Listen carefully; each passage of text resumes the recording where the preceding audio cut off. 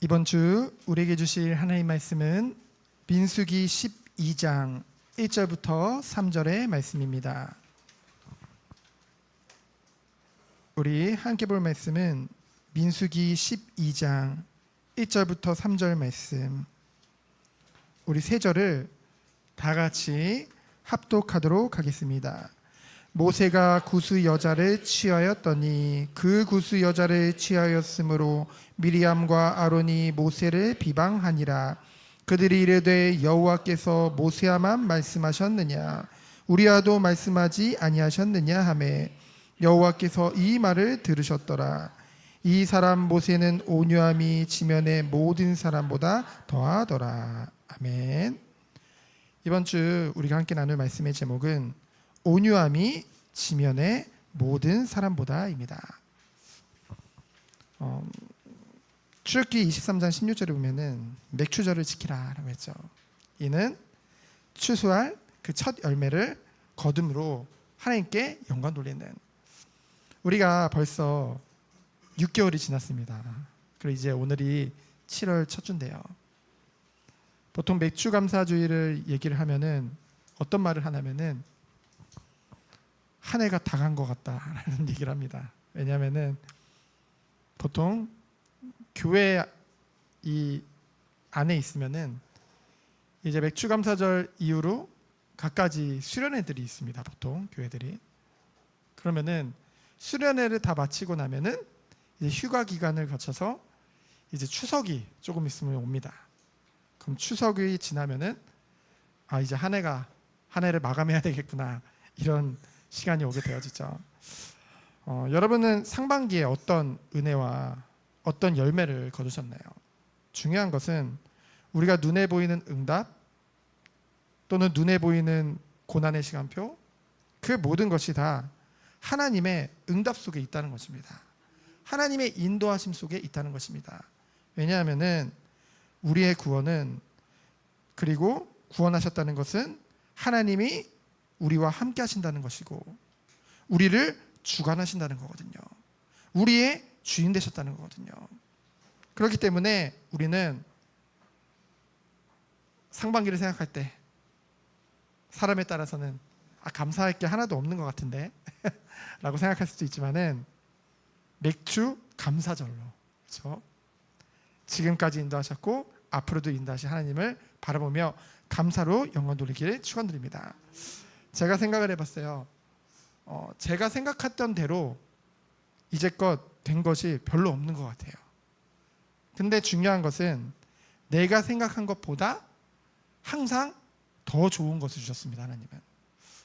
그것을 저는 인정할 수밖에 없더라고요. 그래서 하나님의 이 일하심과 하나님의 인도하심을 인정하게 될 때 오는 것이 바로 온유함입니다, 여러분. 온유함 하면은 보통 이렇게 생각을 하죠. 뭔가 온유하다, 유자가 들어가니까 부드럽고, 그리고 유하고, 화를 잘 안 내고, 뭔가 친절한, 그러면서도 무례히 행하지 않는 그런 모습들이 생각날 것입니다. 맞습니다. 그 모든 것들은 온유함의 외적으로 보이는 부분이겠죠. 근데 중요한 것은 그 원인은 어디에 있냐? 내면에 있다는 것이죠. 내면에 힘이 있다는 거예요. 무엇이 힘이냐? 하나님을 향한 믿음, 하나님의 주권을 인정하는 것. 인정할 수밖에 없게끔 하나님이 이제껏 우리를 끌고 오셨거든요. 그것을 믿는 거죠. 동물원에 가면은 굉장히 힘이 센 짐승들인데 그 사육사 말을 듣는 것을 봅니다. 저기 우리나라에는 없지만은 인도나 그런 데 가면은 태국이나 이제 코끼리를 이제 타죠. 사실 코끼리의 힘이 얼마나 셉니까? 그렇죠? 근데 그 주인 말을 들어요. 왜 그럴까요? 힘이 있지만은 이 사람을 나의 주인으로 인정하는 거죠. 그러니까 뭡니까? 그의 주인의 통제 아래 자기를 맡기는 거예요. 그것이 바로 온유함입니다. 우리가 능력이 있는 것 같지만은 하나님의 우리보다 더 능력 있으시죠. 하나님은 전지전능하신 분이십니다. 그러면서 우리의 모든 것을 주관하고 계시죠. 그래서 하나님을 인정할 때 내 자존심, 내 능력, 내 것, 그 모든 것 다 뛰어넘어서 뭡니까? 하나님을 바라보며 모든 사람 앞에 용서하고 사랑을 베풀 수 있는 그 힘이 우리에게 온다는 것이죠. 그래서 온유함이라는 것은 목회자에게 있어서 가장 중요한 덕목입니다. 근데 목회자뿐만이 아니라 모든 성도에게도 마찬가지라는 거죠. 우리 성도님들이 어느 현장에 있든지 온유함으로 모든 사람을 대하는 은혜가 있기를 예수 그리스도 이름으로 축원드립니다. 오늘 말씀을 통해서 모세의 온유함을 알 수 있는 사건이 벌어지죠. 첫 번째로 뭡니까? 1절로 3절에 보면은 모세에 대한 비방이 일어나요. 여기 보면은 사전 그런 설명 없이 모세가 구스 여자를 취하였더니 이러니까 사람들이 야, 모세도 남자네. 그 아브람 그 모세도 이렇게 그 아브람과 같이 후첩을 둔 거구나라고 생각을 할 수도 있는데 그게 아니라 이 역사를 보면은 이미 본처인 시보라가 죽은 후에요. 죽은 후에 이제 구스는 지금의 에티오피아를 얘기하거든요. 보통 성경에서 에티오피아를 얘기할 때는 굉장히 선한 것이라는 것을 지칭할 때 이제 에티오피아를 씁니다. 그 에티오피아 여자를 아내로 맞이한 거예요. 이에 대해서 미리암과 아론이 모세를 비방하게 됩니다. 그 근거가 뭐예요? 하나님의 말씀에 우리가 출애굽할 때 이방 여인을 아내로 삼지 말라고 하지 않았냐. 그런데 네가 지금 이방 여인을 아내로 삼은 것은 하나님의 율법을 어긴 것이다 라고 말을 하는데요. 사실은 이것이 잘못된 게 뭐냐면은 하나님이 말씀하실 때는 가나안 정복 후에 그 가나안 여인 족속들의 여인들과 결혼하지 말라고 하신 거예요. 이 순수성을 유지하기 위해서 이방인의 아내로 삼지 말라고 한 것이 아닙니다. 그래서 어찌 보면은 모세가 구스 여인을 아내로 맞이한 것은 뭐예요? 하나님의 율법에 위배된 것이 아니라는 거죠. 근데 왜 그것을 빌미로 모세를 이 미리암과 아론이 미리암과 아론이 누굽니까? 모세의 누나, 형이잖아요. 그렇죠?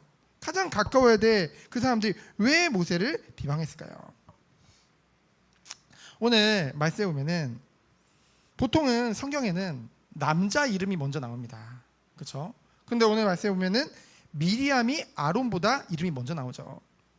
그 이유에 대해서는 이제 뒤에 나오는데요. 한마디로 모세를 비방하는 목소리가 누가 더 컸다는 거예요? 미리암이 더 컸다는 거예요. 미리암이 아주 주도적으로 그것을 지금 이끌어 갔다는 거죠. 그 결과는 이제 뒤에 이제 비극으로 오게 되어지는데요. 그들의 본심이 2절에 나옵니다. 뭐라고 합니까? 여호와께서 모세와만 말씀하셨느냐? 또 뭐래요? 우리와도 말씀하지 아니하셨느냐? 이 말은 뭡니까? 본심이 나온 거죠. 미리암과 아론이 모세를 비방한 것은 뭡니까? 그들이 아까 말했듯이 결혼 그거라기보다는 모세의 통치권에 대한 시기와 질투와 명예욕의 결과였다는 것이죠. 결국 우리가 지난 말씀에 살펴봤던 것 같이 탐욕의 결과인 것입니다. 그들은요 모세를 질책함으로써 뭐예요? 자신들도 모세와 같은 그 신적인 권위에 그 특권을 가지고 있음을 사람 앞에 나타내고자 했던 거죠. 이것을 뭐라고 하냐? 월권이라고 합니다. 여러분 최고의 월권이 뭐예요? 하나님의 주권을 넘보는 게 월권이겠죠. 물론 이 미리암과 아론을 그 시대의 선지자요, 예언을 하는 선지자요, 여자 선지자요, 그러면서 대제사장으로 아론을 세운 것이 맞습니다. 그 굉장한 권위와 굉장한 축복을 주셨죠. 하지만 이 모든 이스라엘 백성들을 이끌어가는 그거를 이제 영도한다고 하죠. 영도자로서의 권위는 누구에게만 준 거예요? 바로 모세에게만 준 것이거든요. 그러면은 이것에 대해서 지금 도전하는 것은 누구에게 도전하는 겁니까? 하나님께 도전하는 것이죠.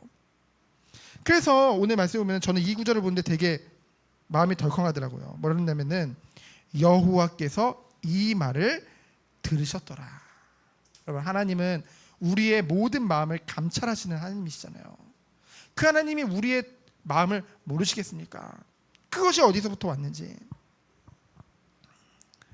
그래서요, 이것을 통해서 우리는 무엇을 볼 수 있냐? 우리가 지난 11장 31절로 35절을 보면은 그 메추라기 주우면서 얼마나 탐욕을 부렸으니까 사람들이 이틀 동안 자지도 않고 막 주웠잖아요. 그래서 결국은 어떻게 됐어요? 그 메추라기 입에 씻기도 전에 다 이제 장사를 지내게 되어지잖아요. 인간의 욕심은 이처럼 끝이 없는 것입니다.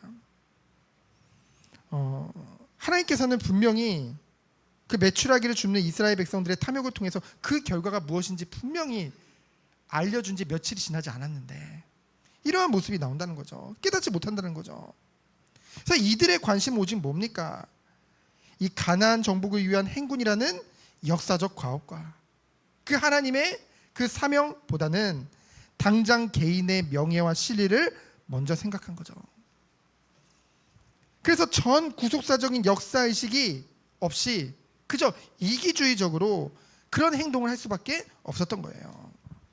근데 이것과는 전혀 다른 모세의 온유함을 우리는 보게 되어집니다. 온유함은 뭐냐? 결국은 나에게 악을 행함에도 불구하고 그것에 반응하지 않는 것에부터 시작됩니다. 왜 반응하지 않을까요? 다윗을 생각해 보세요. 다윗이 이제 아들 압살롬이 반란을 일으켰을 때 이제 자신들의 장수와 함께 그것을 피해서 달아나게 되어지죠. 그때 시므이가 그 다윗을 향해 저주하게 됩니다. 그때 다윗이 뭐라고 말을 합니까? 하나님 살아계신데 하나님이 시므이를 통해 지금 나에게 말씀하시고 하나님이 행하시는 일이 있기 때문에 그것에 반응하지 말라. 우리가 그것에 악을 행하지 말라라고 분명하게 말을 하죠. 뭡니까? 하나님의 주권을 믿기 때문에 반응하지 않는 거예요. 첫 번째로는. 그럼 반응하지 않는 것에서부터 끝나겠습니까? 아니요.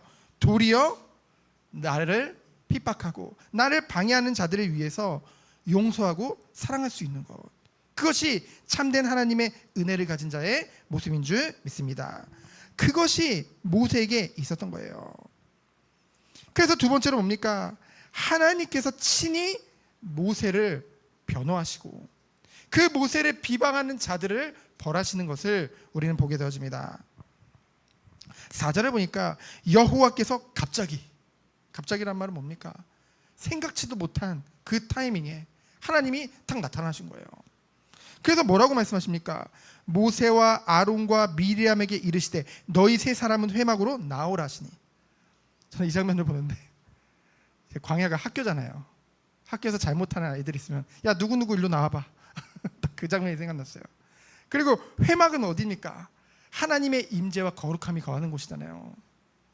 회막으로 가라 그러는 거는 저는 꼭 그 교무실로 가 있어 이런 느낌이 들었어요. 하나님이 그들을 교육하시기 위해서. 그래서 뭐라고 말씀하십니까? 그 세 사람이 나아가매 여호와께서 구름 기둥 가운데서 강림하사. 구름은 무엇을 상징했습니까? 하나님의 보호하심과 하나님의 인도하심을 상징하잖아요. 그 이제껏 인도하시고 이제껏 보호하신 그 하나님께서 장막문에 서시고 누구를 다시 한번 부르세요? 아론과 미리암을 부르시죠. 아론과 미리암을 부르는 거예요. 아론과 미리암이 지금 단단히 착각하고 있는 것입니다. 그 모세를 도와서 이 일을 하라고 하나님이 그들에게 성령의 은사를 내려주신 건데 지금 뭡니까? 그것을 착각하고 뭐 모세만 그거 하냐? 우리도 한다 이거예요. 그것을 지금 나타냈으니 하나님이 그들에게 요즘 유행하는 말은 아니지만 어쨌든 참교육을 시키시죠. 뭐라고 말씀하십니까? 6절에 보니까 이르시되 내 말을 들으라. 누구의 말씀입니까? 하나님 말씀이에요. 너희 중에 선지자가 있으면 나 여호와가 환상을 말하게 나를 그에게 알리기도 하고 꿈으로 그와 말하도 하거니와. 실제로 미리암이 환상을 보고 예언을 했었거든요. 그래서 지금 말씀하시는 거예요. 근데 내 종 모세아는 그렇지 아니하니. 그렇지 아니한대요. 이 말은 뭡니까? 모세를 특별히 하나님이 택하셨다는 것을 다시 한번 강조하시는 거죠. 그러면서 뭐래요? 그는 내 온 집에 충성함이니라. 여러분, 온유함과 충성은 같이 가는 것입니다. 하나님의 주권을 믿기 때문에 하나님께 충성할 수 있는 거고요. 하나님의 주권을 인정하기 때문에 하나님이 우리에게 맡겨진 것에 충성할 수 있는 것이죠. 그러면서 온유할 수 있는 것이죠. 그러면서 뭐라고 말씀하십니까? 그와는 내가 대면하여 명백히 말하고. 환상이나 뭔가 꿈을 통해서가 아니라 직접 대면해서 말씀하신다는 거예요. 그러면서 은밀한 말로 하지 아니하며 그는 또 여호와의 형상을 보거늘 너희가 어찌하여 뭐래요? 내 종 모세의 비방하기를 두려워하지 아니하느냐.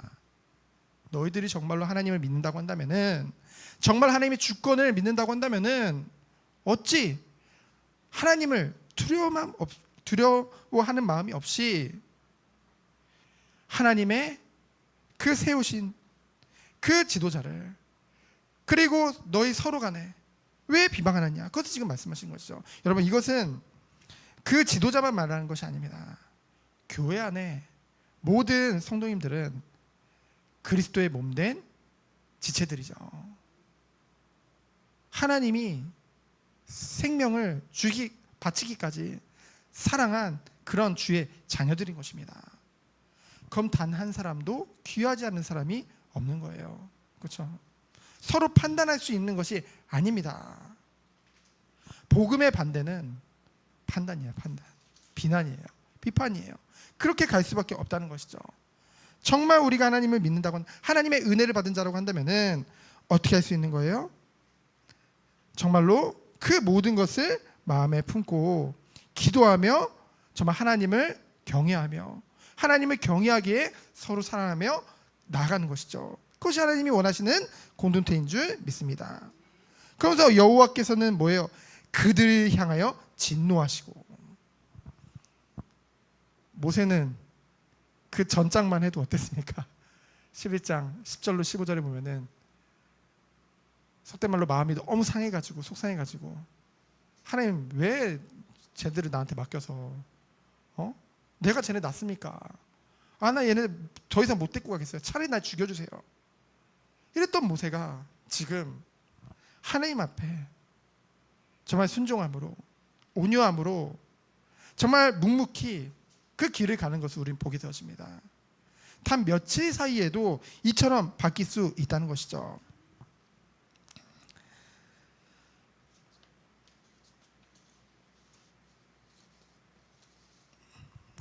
그래서 결국은 하나님이 진노하시고 9절로 10절에 보면 어떤 일이 벌어져요? 미리암이 나병에 걸리게 되어지죠. 그 주모자를 중징계 하신 것입니다. 그래서 제사장이 이제 그 문둥병을 이제 판별을 하잖아요. 그러니까 당연히 아론이 그 미리암의 몸을 보고 이제 문둥병이 걸렸음을 알고, 나병이 걸렸음을 알고 어떻게 합니까? 미리암을 위해 모세에게 간청을 하죠. 11절로 12절입니다.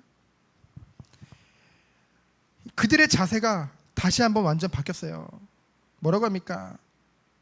슬프도소이다 내 주여. 아도나이죠. 내 주여. 모세를 향해서 다시 아론이 내 주여라고 말합니다. 그러면서 우리가 반역을 저지른 것은 너무나도 어리석은 일이었습니다. 그러면서 이제 앞에 회개를 하게 되어지죠. 그러면서 뭐라고 얘기합니까? 청하건대 그 벌을 우리에게 돌리지 마소서. 이것은 죄의 결과로 오는 벌을 회피하겠다는 말이 아닙니다. 뭐를 간청하는 거예요? 용서해달라고. 하나님과 그 이스라엘 백성 사이에 중보자로 하나님이 모세를 세우셨잖아요. 그 모세에게 지금 자신들의 벌을 사해 줄 것을 지금 간청하고 있는 것이죠. 이것은 뭡니까? 바꿔 말하면은 지금 모세를 다시 한번 중보자로서 인정하고 있는 것이죠. 그래서 이를 들은 모세가 어떻게 합니까? 하나님 앞에 부르짖어 중보 기도하는 것을 우리는 보게 되어집니다. 13절로 16절이죠. 뭐라고 말합니까? 모세가 여호와께 부르짖어 이르되. 대단한 그릇이죠. 자신을 향해 그렇게 반역을 한 사람들을 향해 용서하고 뭐라고 합니까? 오히려 하나님 앞에 부르짖어 이르되 하나님이여 원하건대 그를 고쳐 주옵소서. 여기에 보면은 원어로 보면은 이제 간절함을 말하는 그 단어가 2번 들어가 있거든요. 반복해서. 그만큼 모세가 간절하게 하나님 앞에 기도했다는 거예요. 하나님을 믿기에 이러한 어떤 상황에서도 그 모세는 온유함을 잃지 않는 것을 우리는 보게 되어집니다. 그래서 지난 11장 10절로 15절의 모습과는 너무나도 비교할 수 없는 그런 모세의 성숙함을 우리는 보게 되어지죠. 여러분, 참 은혜를 받은 자들은요, 참 믿음을 소유하게 된 자들은, 참 신앙인은 날로 성숙하는 모습을 지녀야 될 줄 믿습니다. 언제까지 우리가 비난할 거예요? 언제까지 우리가 비판하겠습니까? 정말로 뭡니까? 우리는 그리스도 안에서 날마다 성숙되어지는 그 축복이 있기를 원합니다. 그러면서 14절에 보면은 그냥 읽어보면 이게 무슨 뜻인가 할 수도 있어요. 뭐라고 말합니까? 제가 읽어드릴게요. 여호와께서 모세에게 이르시되 그의 아버지가 그의 얼굴에 침을 뱉었을지라도 그가 이랫동안 부끄러워하지 않겠느냐. 이것은 뭘 말하냐면요, 유대 사회에서 자녀가 죄를 지으면요, 그 부모가 그 자식에게 침을 뱉었어요. 그 침을 뱉은 거는 뭘 말하냐면요, 가문의 명예를 더럽힘에 대한 심한 모욕행위죠. 그리고 또 어떻게 했어요? 7일간 가둬놨어요. 어찌 보면은 2번 형벌을 내린 거죠. 이중적인 형벌을 내린 거죠. 그 이중적인 형벌을 가한 이유는 그를 미워해서 그런 게 아닙니다. 자식을 미워하는 부모가 있겠습니까? 미워서 그런 게 아니에요.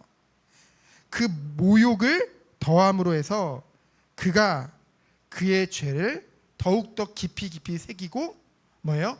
회개할 수 있는 그 기회를 부여하고자 함이라는 거죠. 그래서 뭡니까? 7일간 부끄러워하지 않겠느냐라고 말씀하셨잖아요. 7일간 부끄러워하면서 뭐예요? 그 죄에 대한 수치심을 갖게 하기 위함이죠. 여러분, 회개는 어디서부터 옵니까? 머리 써서 되는 게 아니에요. 회개는 그 죄에 대한 우리의 수치심으로부터 오게 되어집니다. 그 죄가 너무나 부끄러운 거예요. 너무나 아픈 것입니다. 너무나 미운 거예요. 그때 우리에게 회개가 올 수밖에 없다는 것이죠.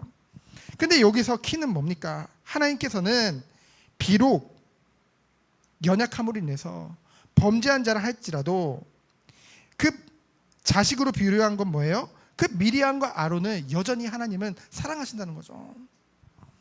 이와 같이 하나님의 구원은, 하나님의 완전한 구원은 영원한 줄 믿습니다. 우리에게 베풀어 주신 구원은 영원한 거예요. 그러면은 죄를 지어도 된다는 근거가 되겠습니까? 이것이 결코 그럴 수 없다는 것이죠. 하나님은 형벌보다는 사랑을 베푸기를 원하세요. 하지만 자식이 잘못된 길로 가면은, 잘못된 믿음을 가지고 있다고 한다면은 어떻게 하겠습니까? 당연히 그를 교육하시기 위해서 뭡니까? 형벌 또는 고난이 올 수밖에 없다는 것이죠. 그것은 하나님의 사랑의 방법인 것입니다. 그러면서 뭡니까? 7일간의 그 회개와 치유가 뭐예요? 동시에 일어나게 되어지는 것을 우리는 보게 되어지죠. 그래서 구원은 반드시 회개가 동반되어야 될 줄 믿습니다. 그러면서 우리는 이것을 통해서 무엇을 알 수 있습니까? 모세가 뭐 한 거예요? 부르짖어서 하나님 앞에 중보기도 했잖아요. 그 중보기도의 힘을 우리는 볼 수 있죠. 우리는 정말로 중보기도가 얼만큼 능력이 있는지를 잘 모르는 것 같아요. 여러분, 중보기도는 중요한 건 하나님의 백성의 중보기도는 유일한 방법이에요. 무슨 유일한 방법이에요? 하나님의 마음을 움직일 수 있는, 하나님의 마음을 움직일 수 있는 유일한 힘이 성도의 중보기도 가운데 있는 줄 믿습니다. 그래서 우리는 이것을 알기 때문에 서로 기도해 줘야 되는 거예요. 그래서 중보기도는 정말로 형제를 향한 참된 사랑이 있어야만 나오는 거거든요. 그냥 형식적으로 중보기도하는 것이 아니라 뭡니까? 정말 그 사랑이, 하나님과의 나와의 사랑이, 그 관계가 회복되어질 때, 그때 그 친밀한 가운데 오는 은혜를 가지고 형제를 사랑하는 마음이 당연히 내게 일어날 수밖에 없고, 그럼 뭐 할 수밖에 없는 거예요? 기도할 수밖에 없다는 것이죠. 그것이 우리가 나아갈 방향인 줄 믿습니다. 여러분, 하나님이 우리에게 베풀어 주신 사랑을 한번 생각해 보세요. 하나님의 그 당신의 목숨을 내어주기까지 인간을 사랑하셨다는 거죠. 그 그리스도의 중보하심이 없었다고 한다면은 우리는 여전히 죄 가운데 살 수밖에 없었겠죠. 그런데 죄악된 우리의 모습에도 불구하고 하나님은 우리에게 은혜를 베풀어 주신 줄 믿습니다. 그 사랑, 그 은혜를 받은 자가 우리라는 거죠. 이 사랑을 깨달으면 뭡니까? 나보다 하나님을 더 사랑할 수밖에 없다는 거예요. 나보다 하나님을 더 사랑할 때 오는 것이 무엇입니까? 용서예요. 모든 것을 용서할 수 있는 것입니다. 나를 용서하고 나와 관계된 모든 자들을 용서하고. 그래서 이 일이 이루어지기까지 오늘 말씀에 보면은 뭐라고 되어 있습니까? 마지막에 이스라엘 백성이 행진하지 않았어요. 이 미리암이 회개하고 바르게 설 수 있을 때까지 행진하지 않았습니다. 그런데 그 모든 회개와 치유가 다 끝났을 때 다시 가나안을 향해 행진하게 되어지죠. 바로 이것이 언약 가진 신앙의 공동체의 모습인 줄 믿습니다. 이 하나님의 사랑하는 이 영적 공동체에게 있어서 우선순위는 무엇이겠습니까? 먼저 가는 거겠어요? 빨리 가는 거겠어요? 아니요, 실적 위주가 아니라는 거죠. 여기 계신 성도님들 한 분 한 분이 그리스도 안에서 정말 바르게 서기 전까지 되지도 않았는데 막 사람들 몰려들고 그럴 일 없고 어쨌든 그래봤자 무슨 소용이 있겠어요. 그렇죠? 제가 말씀드렸잖아요. 이번에 플래시 컨퍼런스에 참여했더니 이제 선교적 교회라는 단어를 쓰는데 용어가 아주 귀한 용어더라고요. 좀 몰랐어요. 근데 그때 이제 강의를 듣고 하는데 그 미국에서 온 그 탈보 신학교 그 학장님이 영어로, 영어를 알아듣는 건 아니고 옆에 통역자가 서 있어서 들었더니 무슨 말씀하셨냐면은 이제 교회는 이제 축구 경기와 농구 경기를, 농구팀과 축구팀을 이제 비유로 말씀했거든요. 그래서 농구팀은 한 명의 스타 플레이어가 있으면은 그 경기를 이길 수가 있대요.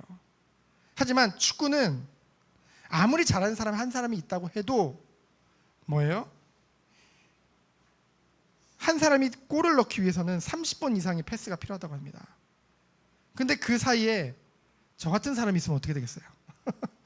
나머지 10명이 아무리 뛰고 날라도 저는 헛발질 할 거거든요. 그러면은 축구에서 질 수밖에 없죠. 그래서 그 축구팀의 전력은 가장 잘하는 사람이 아니라 가장 후보 선수 중에 가장 실력이 부족한 사람의, 그것이 바로 그 팀의 전력이라고 합니다. 교회는 그렇다는 거죠. 교회의 전략을 말하는 것이 아니라, 전력을 말하는 것이 아니라 교회 또한 결국은 뭔가 대단한 믿음을 가진, 뛰어난 믿음을 가진 사람이 있으면 좋겠죠. 그러나 그 교회가 얼마나 건강한지는 어떻게 할 수 있냐? 가장 믿음이 연약한 자의 신앙이 결국은 그 교회의, 이제 다른 표현이 없어서 이렇게 말씀드리지만은 수준을 논하기엔 좀 그러니까 그 교회의 수준이 되는 것입니다. 그렇죠? 그러면은 어떻게 해야 되겠습니까? 연약한 자들을 위해, 오히려 그런 사람들을 위해 뭐예요? 중보 기도해주고 그 근본에 뭐가 있는 거예요? 사랑이 있는 거예요. 기도에 힘이 있기 때문에 뭐 할 수 있는 거예요? 기다릴 수 있는 거예요. 기도에 힘이 없으면은, 능력이 없으면은 우리가 기다릴 수가 없다니까요. 조급해진다니까요. 그래서 뭡니까? 정말로 기다려주고 사랑해줄 수 있는 것. 그것이 교회뿐만이 아니라 내가 있는 현장에서, 가정이든 직업의 현장이든 어느 곳에 가든지 이 축복을 누리는 것, 그것이 바로 선교적 교회라는 거죠. 선교적 교회는, 저는 처음에 선교적 교회가 선교에 방향 맞춘 교회인가? 선교를 위한 교회인가? 뭐 그런 것도 있겠지만은, 예수님이 정말로 죄인된 우리를 위해서 우리와 같은 이 낮고 낮은 인간의 몸으로 이 땅에 오셨잖아요. 누구를 위해서요? 죄인된 우리를 위해서. 우리 또한 그런 표현을 쓰더라고요. 우리끼리만 좋은 거, 우리끼리만 은혜 받는 거 좋겠지만은 내가 있는 현장에서 그 축복을 누리는 거예요.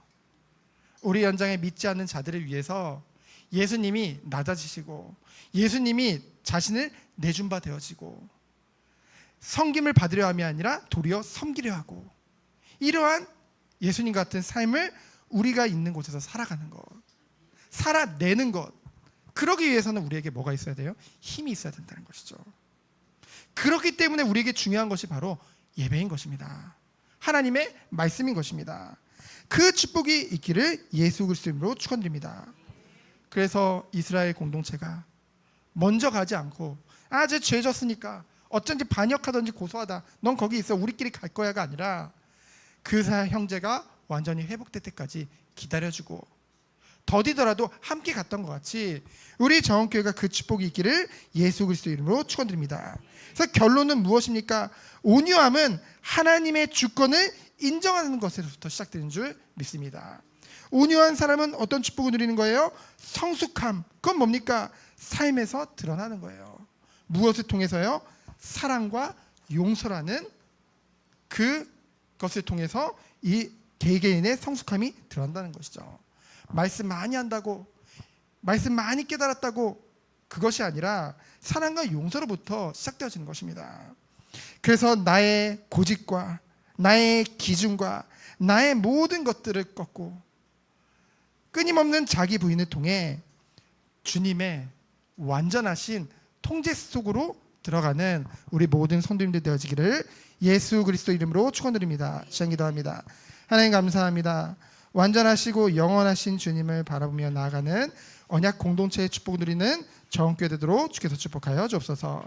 살아계신 예수 그리스도 이름으로 기도합니다. 아멘.